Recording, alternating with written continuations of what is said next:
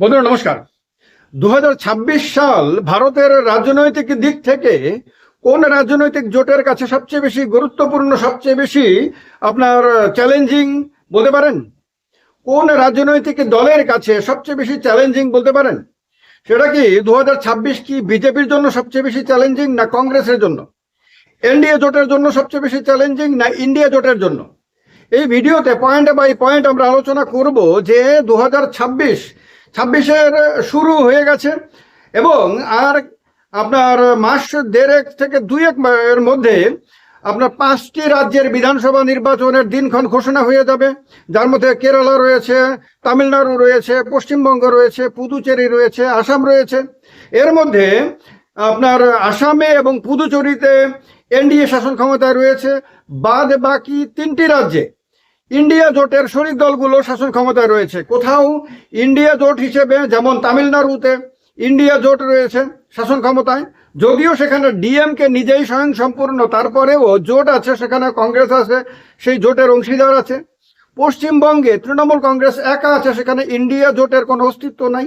আবার কেরালাতে আপনার যারা আছে যারা নেই তারা সবাই আপনার ইন্ডিয়া জোটের অংশীদার। যেমন সেখানে সিপিএম নেতৃত্বাধীন এলডিএফ ক্ষমতায় আছে, তারা এবার আপনার ইন্ডিয়া জোটের অংশীদার। অন্যদিকে তাদের যে প্রধান প্রতিপক্ষ সেটা হলো ইউডিএফ কংগ্রেসের নেতৃত্বে, তারাও ইন্ডিয়া জোটের অংশীদার।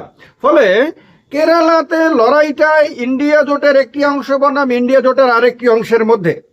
আপনার তামিলনাড়ুতে লড়াইটা হলো এনডিএ এবং ইন্ডিয়া জোটের মধ্যে, বা এনডিএ এবং মূলত ডিএমকের মধ্যে। পশ্চিমবঙ্গে বিজেপি এবং তৃণমূল কংগ্রেসের মধ্যে, সেখানে না এনডিএ এর অস্তিত্ব আছে না ইন্ডিয়া জোটের অস্তিত্ব আছে। আসামের মধ্যে লড়াইটা এনডিএ এবং ইন্ডিয়া জোটের মধ্যে, কারণ এখনো পর্যন্ত আসামে বিজেপি একা লড়াই করে শাসন ক্ষমতায় আসার মতন পরিস্থিতিতে পৌঁছতে পারেনি। অন্যদিকে কংগ্রেসও এমন অবস্থাতে নেই যে কংগ্রেস একা লড়াই করে আসামে শাসন ক্ষমতায় ফিরে আসতে পারে। ফলে আসামে পিওরলি এনডিএ ভার্সেস ইন্ডিয়া লড়াই। আর আপনার পুদুচেরিতে লড়াইটা কংগ্রেস ভার্সেস এনডিএ জোটের লড়াই। যদিও পুদুচেরির জনসংখ্যা, আয়তন, অর্থনীতি, রাজনৈতিক তার গুরুত্ব সমস্ত দিক থেকে অনেকটাই কম অন্যান্য রাজ্যগুলোর তুলনায়, তবুও আমরা পুদুচেরির কথাটা আলোচনাতে রাখছি। গতবার 26শে ফেব্রুয়ারি কিন্তু 5টি রাজ্যের বিধানসভার দিনক্ষণ ঘোষণা করেছিল, শিডিউল ঘোষণা করেছিল ভারতের নির্বাচন কমিশন। জানুয়ারি মাসে পশ্চিমবঙ্গে, কেরালাতে, তামিলনাড়ুতে, পুদুচেরিতে, আসামে, এই সবগুলো রাজ্যেই আপনার যারা যারা শাসন ক্ষমতায় আছে তাদের যা যা জনমুখী প্রকল্পের ঘোষণা টোষণা দেওয়া, বা যে সমস্ত জনমুখী প্রকল্পগুলো চলছে সেগুলোর অর্থ বাড়িয়ে দেওয়াটা, এগুলি সব করে নিতে হবে তাদের কাছে কম সময়। কারণ হলো বিশেষ করে বিরোধীদের জন্য কুশল এই কারণে যে নির্বাচন কমিশন যেহেতু মোটামুটিভাবে পরিষ্কার হয়ে গেছে যে বিজেপির বন্ধু বিজেপির শুভাকাঙ্ক্ষী এবং বিজেপির জন্য দিনরাত পরিশ্রম করা একটি সংগঠনে পরিণত হয়েছে, এটা দেশের মানুষ মনে করছে। সেহেতু যদি বিজেপি মনে করে যে জানুয়ারি মাসের পরে আর বেশি সময় নষ্ট না করে ফেব্রুয়ারির শুরুতেই দিনক্ষণ ঘোষণা করে দেওয়া হোক, তাহলে কিন্তু নির্বাচন কমিশনকে এরকম বার্তা দিয়ে দিলে হঠাৎ করে নির্বাচন কমিশন ওই শেষ সপ্তাহের জন্য অপেক্ষা না করে হয়তো প্রথম দিকেই ঘোষণা করে দিতে পারে, যাতে তামিলনাড়ুতে ডিএমকে প্রবলেমে পড়ে যায়, যাতে পশ্চিমবঙ্গে আপনার তৃণমূল কংগ্রেস প্রবলেমে পড়ে যায়, আর কেরালাতে কংগ্রেস এবং সিপিএম উভয়ই যাতে প্রবলেমে পড়ে যায়। কারণ কেরালাতেও বিজেপি প্রধান প্রতিপক্ষ হিসেবে উঠে আসার চেষ্টা করছে। কিন্তু যেটা আমি শুরুতে বলেছি যে চ্যালেঞ্জটা কার জন্য ভারী, কংগ্রেসের জন্য না বিজেপির জন্য, এনডিএর জন্য না ইন্ডিয়ার জন্য? এবার সেই পয়েন্টে আসবো, তার কারণে এই পয়েন্ট থেকে খুবই ক্রুশাল। আপনারা দেখেন, কংগ্রেসকে লড়তে হবে কেরালাতেও, কংগ্রেসকে লড়তে হবে আপনার আসামেও, কংগ্রেসকে লড়তে হবে পুদুচেরিতেও, বিজেপিকে লড়তে হবে কেরালাতেও, বিজেপিকে লড়তে হবে পুদুচেরিতেও, বিজেপিকে লড়তে হবে তামিলনাড়ুতেও, পশ্চিমবঙ্গেও, আসামেও। এবার বিজেপির কাছে এর মধ্যে শাসন ক্ষমতা রয়েছে সম্পূর্ণভাবে না হলেও এনডিএর সামান্য সহযোগিতায় আসামে রয়েছে, আর পুদুচেরিতে বিজেপি সেখানে সমর্থনকারী দল। এখন পশ্চিমবঙ্গে বিজেপি ক্ষমতায় আসার জন্য প্রাণপণ চেষ্টা করছে। তাহলে বিজেপির কাছে চ্যালেঞ্জটা কেন অন্যান্য দলগুলোর তুলনায় অনেক বেশি এই কারণে যে বিজেপির কাছে পশ্চিমবঙ্গ দখল করা যতটা গুরুত্বপূর্ণ তার চেয়েও বেশি গুরুত্বপূর্ণ হলো আসামের শাসন ক্ষমতা দখলে রাখা। তার কারণ হলো আসাম ভারতবর্ষে এমন একটা পিকিউলিয়ার লোকেশনে আছে যেখান থেকে বাদ বাকি যে উত্তর পূর্বাঞ্চলীয় রাজ্যগুলো রয়েছে সবগুলোকে সে কমিউনিকেট করতে পারে ইজিলি। ফলে আসাম দখলের কারণে বিজেপি মণিপুরে সুবিধা পেয়েছে, আসাম দখলের কারণে বিজেপি ত্রিপুরাতে সুবিধা পেয়েছে, মিজোরামে খানিকটা সুবিধা পেয়েছিল। এর আগের সরকারটা বিজেপির বন্ধু সরকার ছিল, এখন একটা আপনার বিজেপির বন্ধু সরকার না, যদিও বিজেপি নাগাল্যান্ডে সুবিধা পেয়েছে, অরুণাচল প্রদেশে সুবিধা পেয়েছে, মেঘালয়ে সুবিধা পেয়েছে, সব জায়গাতে সুবিধা পেয়েছে। এবার যদি আসামটা বিজেপির হাতছাড়া হয় তাহলে বিজেপি সমগ্র উত্তর পূর্বাঞ্চলে যে তার রাজনৈতিক আধিপত্য, সেই আধিপত্যটা তার হাত থেকে হাতছাড়া হওয়ার প্রবল সম্ভাবনা তৈরি হয়ে যাবে। তখন হয়তো আপনার এই যে ছোট ছোট রাজ্যগুলো যেমন মেঘালয়, নাগাল্যান্ড, বিশেষ করে এই রাজ্যগুলোতে বিজেপি কিন্তু মাইনর পার্টি।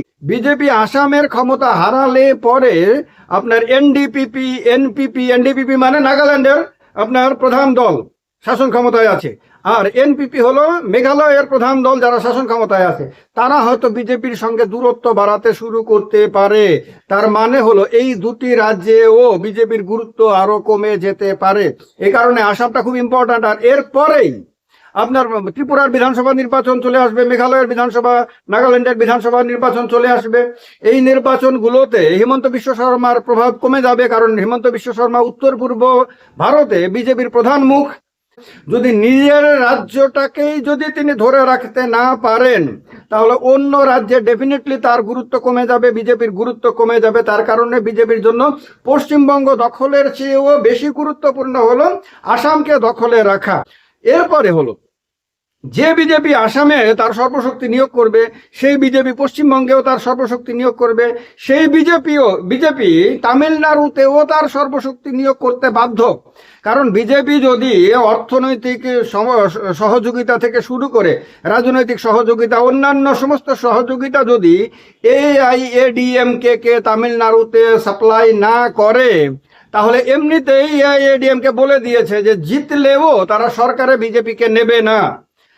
আর যদি তারা সহযোগিতা ঠিক মতো না করতে পারে তাহলে এআইএডিএমকে সঙ্গে বিজেপির সম্পর্ক এতটা তিক্ত হয়ে যাবে যে তামিলনাড়ুর রাজনীতিতে আগামী দিনে বিজেপিকে আরো বড় ধাক্কা খেতে হবে। তার জন্য এই সবগুলো রাজ্যে বিজেপিকে সর্বশক্তি নিয়োগ করতেই হবে, কারণ এগুলো প্রধান রাজ্য। আর বিজেপি তামিলনাড়ুও দখল করতে চায় থ্রু এআইএডিএমকে।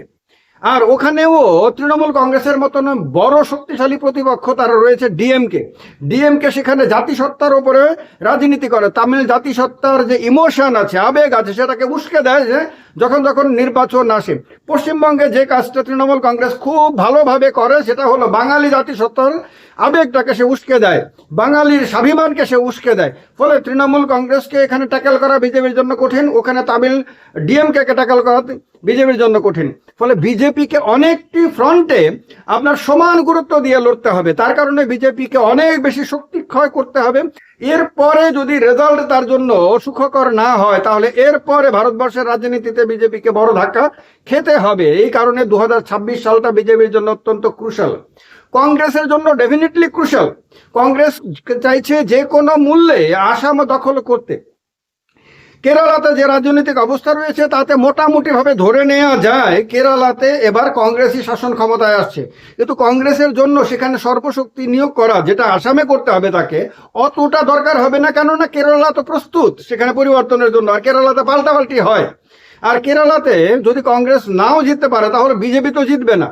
এই কারণে সেখানে সিপিএম আর কংগ্রেস উভয়ই আপনার একটা ব্যাপারে নিশ্চিন্ত যে তাদের যে প্রধান প্রতিপক্ষ বিজেপি সে কোনোভাবেই এই ইলেকশনে ক্ষমতায় আসতে পারবে না কেরালাতে।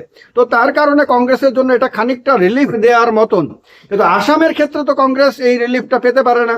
কংগ্রেসকে আসামে তার সর্বশক্তি নিয়োগ করতে হবে, কারণ কংগ্রেস জানে যে এবারে লোকসভা নির্বাচনে কংগ্রেস মণিপুরে দুর্দান্ত রেজাল্ট করেছিল, 2টো আসনে কংগ্রেস বিজয়ী হয়েছিল। যদিও আপনার মণিপুরের শাসন ক্ষমতা তখনও বিজেপি ছিল। নাগাল্যান্ডের একমাত্র আসনে কংগ্রেস বিজয়ী হয়েছিল। ফলে উত্তর পূর্ব ভারতে কংগ্রেস কিন্তু ভালো রেজাল্ট করেছিল লোকসভা নির্বাচনে। এবার যদি আসামের দখল নিতে পারে কংগ্রেস, তাহলে উত্তর পূর্ব ভারতে কংগ্রেস তার যে হারানো জমি সেটা ফিরে পেতে শুরু করবে। তো তার কারণে কংগ্রেসকে, রাহুল গান্ধীকে, গান্ধী পরিবারকে এবং তাদের পুরো দিল্লির সংগঠনটাকে এবার আসামে ঝাঁপিয়ে পড়তে হবে। আসামে কংগ্রেসের জন্য একটা প্লাস পয়েন্ট রয়েছে, সেটা হলো গৌরব গগৈয়ের মতন একজন জনপ্রিয় নেতা। গৌরব গগৈ এই মুহূর্তে ভারতবর্ষে ন্যাশনাল ফিগারদের মধ্যে একজন হয়ে গেছে, কারণ পার্লামেন্টের মধ্যে তুখর বক্তব্য রাখার মধ্য দিয়ে তিনি তার একটা প্যান ইন্ডিয়া পরিচিতি তৈরি করে ফেলেছেন। ইন্ডিয়া জোট এবং এনডিএ জোটের মধ্যে কার জন্য ক্রুশাল, এই প্রশ্নটা শুরুর দিকে করেছিলাম। এই দিক থেকে ও এনডিএর জন্যই চ্যালেঞ্জটা সবচেয়ে বেশি ইন্ডিয়া জোটের তুলনায়, কারণ ইন্ডিয়া জোট আপনার যেখানে যেখানে ইন্ডিয়া জোটের কোনো না কোনো শরিক দল ক্ষমতায় আছে, সেখানে সেখানে খুব বেশি ইন্ডিয়া জোট নির্ভর না। কিন্তু তামিলনাড়ুতে কিন্তু কংগ্রেসের ওপর নির্ভর করে ডিএমকে ক্ষমতায় আসেনি, ক্ষমতা ধরেও রাখছে না। এবং এর আগামী যে নির্বাচনটা হবে সেটাতেও কিন্তু কংগ্রেস মাইনর ফ্যাক্টর, মেজর কোনো ফ্যাক্টর না তামিলনাড়ুতে। পশ্চিমবঙ্গে সেখানেও তৃণমূল কংগ্রেস একাই 100। সুতরাং এখানে ইন্ডিয়া জোট কোনো ম্যাটার করছে না, এবং এখনো পর্যন্ত এরকম কোনো সিচুয়েশন বাংলার রাজনীতিতে তৈরি হয়নি যে তৃণমূল কংগ্রেসকে সেখানে কংগ্রেস, সিপিএম বা অন্যান্য দলের ওপর নির্ভর করতে হবে। ফলে ইন্ডিয়া জোট এই জায়গাতে তুলনায় কমফোর্টেবল পজিশনে আছে। এনডিএ জোট সে আপনার আসামে কোনোভাবেই এই জোটকে অবহেলা করতে পারে না, পুদুচেরিতে কোনোভাবেই জোটকে অবহেলা করতে পারে না, তামিলনাড়ুতে কোনোভাবেই জোটকে অবহেলা করতে পারে না। কেরালাতে যদিও বিজেপির এখনো ক্ষমতা দখলের ওই রকম কোনো সম্ভাবনা নাই, সেহেতু কেরালাটা এখানে আমরা সাইডেই রাখলাম। তো তার কারণে 2026-এর এই যে আগামী কয়েক মাসের মধ্যে, গত নির্বাচন হয়েছিল এপ্রিলে, মার্চের শেষ দিকে আর এপ্রিলের শেষ দিকে নাগাদ আপনার নির্বাচনী প্রক্রিয়া শেষ হয়ে গেছিল, আর মে মাসের 2 তারিখ রেজাল্ট আউট হয়েছিল। মোটামুটি এই রকমই হবে ধরে যদি নেই আমরা এসআইআর পরবর্তী সময়ে, তাহলে এই সময়কালটা আগামী এই যে কয়েকটা মাস সময় রয়েছে, এই কয়েকটা মাস ভারতবর্ষের রাজনীতিকে নতুন করে গরম করে রাখবে। কারণ হলো বিজেপি যদি দুর্বল হয়ে যায়, যদি জিততে না পারে, আপনার পশ্চিমবঙ্গে যদি আসাম হারিয়ে ফেলে, তাহলে কিন্তু জাতীয় রাজনীতিতে বিজেপিকে বিরাট বড় টেনশনের মধ্যে পড়তে হবে। কারণ বিজেপির সহযোগী দলগুলো কোনোভাবেই চাইছে না যে বিজেপির শক্তি বৃদ্ধি হোক। এই কথাটা আমি বহুবার বলেছি, আবারও বলছি এবং বারবার বলবো যে বিজেপির এনডিএতে যে সহযোগী দলগুলো আছে তারা কিন্তু বাইরে যেরকম স্টেটমেন্টই দেখ না কেন, ঘরের মধ্যে গিয়ে ঠাকুরের আসনের সামনে বসে প্রার্থনা করে প্রত্যেকেই, সে জয়ন্ত চৌধুরী হোক, সে চিরাগ পাসওয়ান হোক, সে আপনার চন্দ্রবাবু নাইডুই হোক, সে অন্য যে কেউ হোক না কেন, প্রার্থনা করে যে এর পরের নির্বাচনে বিজেপির যাতে আসন সংখ্যা, ভোট সংখ্যা সবকিছু যাতে কমে। কারণ বিজেপি দুর্বল হলেই একমাত্র তাদের গুরুত্ব বাড়বে, বিজেপির ওপরে তারা খবরদারি করতে পারবে। এই কারণে একরকম বন্ধুরূপী শত্রু বেষ্টিত আপনার বিজেপি, তার জন্য 2026 অত্যন্ত ক্রুশাল। মানেন কি আপনি? মানলে জানাবেন, না মানলে কেন মানেন না সেটাও জানাবেন। জয় হিন্দ, বন্দে মাতরম।